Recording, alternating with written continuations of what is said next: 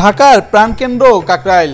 নামাজের সময় হোক কিংবা এর বাইরেও এই মসজিদের সামনেই জমে ওঠে এক ভ্রাম্যমান ধর্মীয় পণ্যের বাজার। টুপি, আতর, জায়নামাজ, তসবিহ সহ আরও কত কি।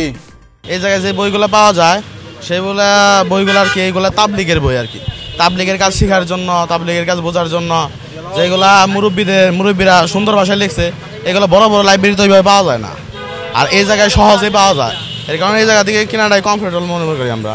এখানে যে সমস্ত তসবি, জায়নামাজ, টুপি, খাদ্য খাবার, পাউরুটি, রুটি, খেজুর সব স্বচ্ছভাবে আমাদের দিনী ভাইরা এনে পৌঁছায় এবং ন্যায্য দামে, এবং সেটা আমাদের ভিড় ব্যতিরেকেই আমরা এখানে গ্রহণ করি এবং আমরা আত্মতৃপ্তি পাই। একটা তসবি নেব, একটা পায়জামা নেব, একটা পায়জামা নেব, এই আর কি।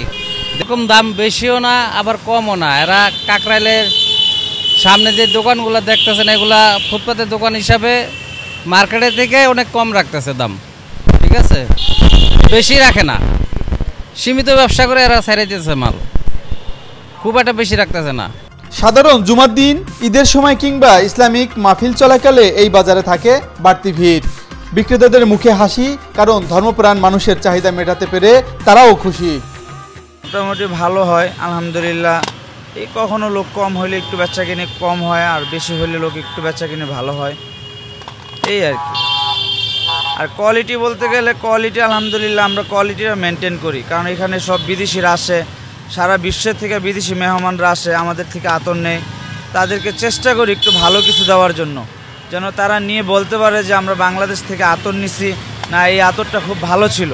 বিক্রিটা হয় নামাজের একটু আগে আর কি, নামাজের আগ পর্যন্ত যে সাথীরা একটু সময় পায় এই সময় কেনাকাটা করে, বাকি সময় দেখেন আমলে থাকে, ভিতরে কিছু কথাবার্তা হয়, আল্লাহ রসুলের দিনই কিছু কথাবার্তা হয়, তালিম হয়, এই হিসেবে সবাই বের হইতে পারে না। এই নামাজের আগ পর্যন্তই কেনাকাটা করে আবার তারা সোজা নামাজে চলে যায়।